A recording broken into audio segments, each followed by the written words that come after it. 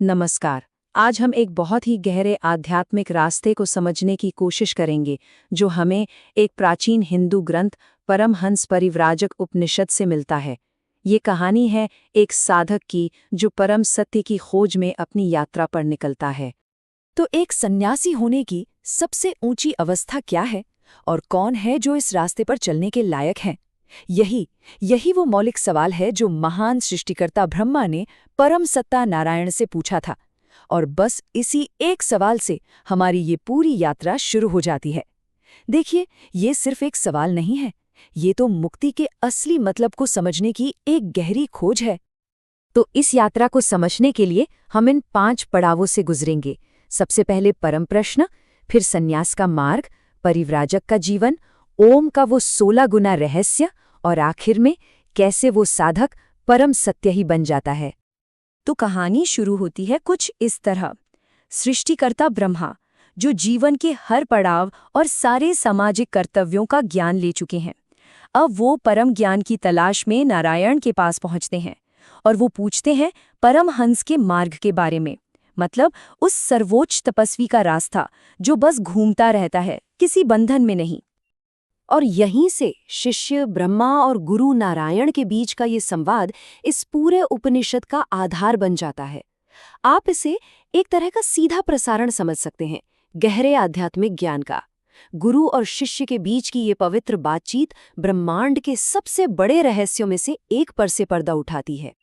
तो सवाल ये है कि कोई इस यात्रा पर निकलता कैसे है? इसमें ना एक बहुत बड़ा कदम शामिल है, अपने पारंपरिक जीवन को पूरी तरह से पीछे छोड़ देना। और ये सिर्फ कोई बाहरी बदलाव नहीं है, बल्कि चेतना का, कॉन्शियसनेस का एक पूरा ट्रांसफॉर्मेशन है।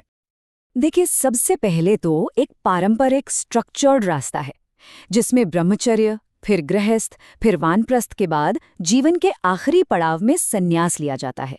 ये एक क्रमिक यात्रा है जिसमें इंसान हर स्टेज की जिम्मेदारियों को पूरा करता है। लेकिन यहीं पर यह उपनिषद एक बहुत ही रेवोल्यूशनरी आइडिया सामने रखता है।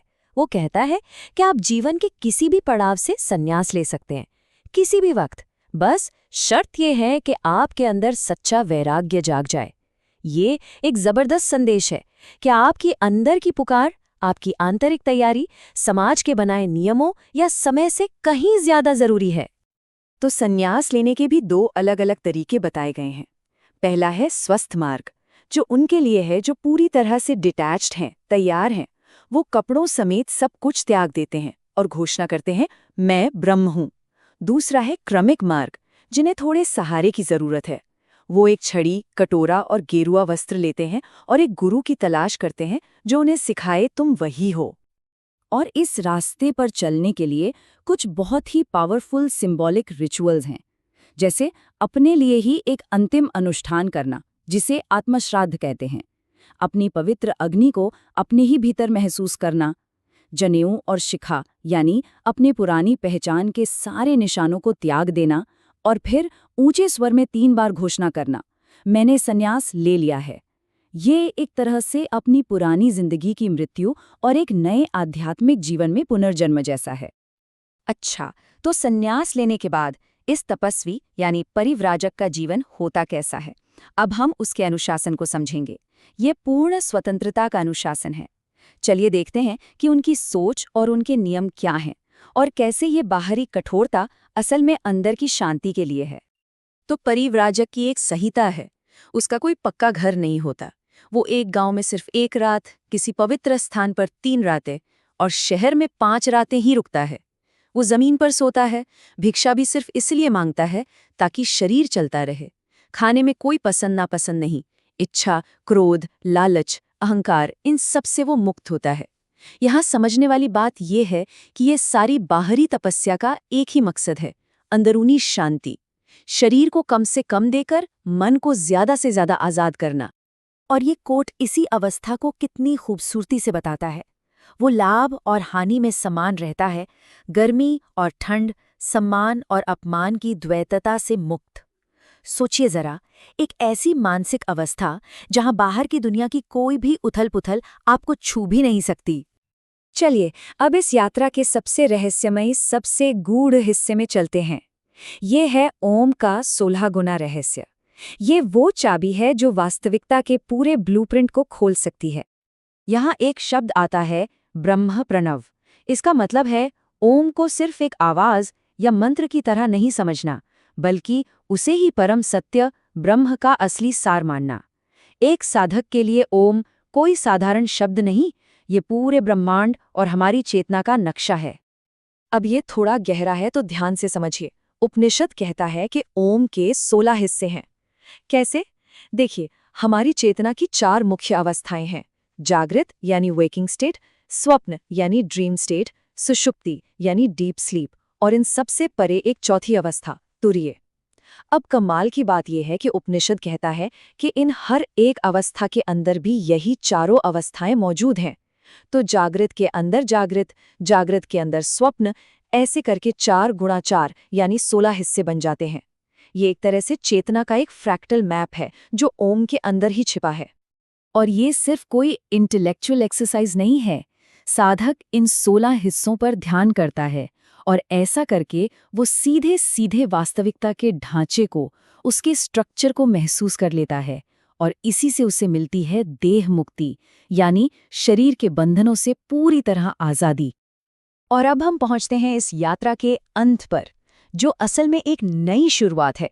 यहाँ हम देखेंगे कि कैसे वो साधक सारे सिंबल्स, सारी परिभाषाओं से ऊपर उठकर खुद परम सत्य बन जाता है।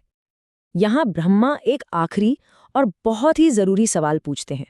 वो कहते हैं, जिसने सारे रस्म रिवाज छोड़ दिए, जिसके पास न जनेऊ है न शिखा, उसे भला सच्चा ब्राह्मण कैसे माना जा सकता है? ये सवाल धार्मिक पहचान की पूरी बुनियाद को ही हिला देता है। और नारायण का जवाब बहुत ही गहरा है। वो कहते हैं, अद्वैत आत्मा का सच्चा ज्ञान, बस वही असली जनेऊ है। मतलब असली पहचान किसी बाहरी धागे से नहीं, बल्कि इस ज्ञान से है कि सब एक है, कोई दूसरा नहीं। और फिर वो आगे कहते हैं, गहरा ध्यान और अंदर की ओर एकाग्रता, बस वही पवित्र शिखा है। तो देखिए कैसे बाहरी प्रतीकों को आंतरिक अवस्थाओं से बदला जा रहा है। संदेश एकदम साफ है, असली आध्यात्मिकता बाहर नहीं, भीतर है। तो निष्कर्ष क्या निकला?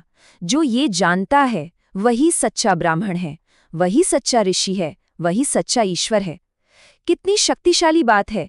एक सिद्ध पुरुष की पहचान उसके बाहरी रूप या कर्मकांड से नहीं, बल्कि उसके अपने सीधे अनुभव से होती है। ऐसे सिद्ध पुरुष को फिर पूरे अस्तित्व में अपने सिवा कुछ और नजर ही नहीं आता। उसके लिए दिशाएं ही उसके कपड़े बन जाती हैं। वो हर तरह के अलगाव से परे चला जाता है और हर चीज के साथ पूरी तरह एक हो जाता है। एक तरह से वो खुद ब्रह्मांड बन जाता है। और इस तरह साधक की ये यात्रा इस परम घोषणा के साथ अपने शिखर पर पहुंचती है, अहम ब्रह्मास्मि, मतलब मैं ही परम सत्य हूँ।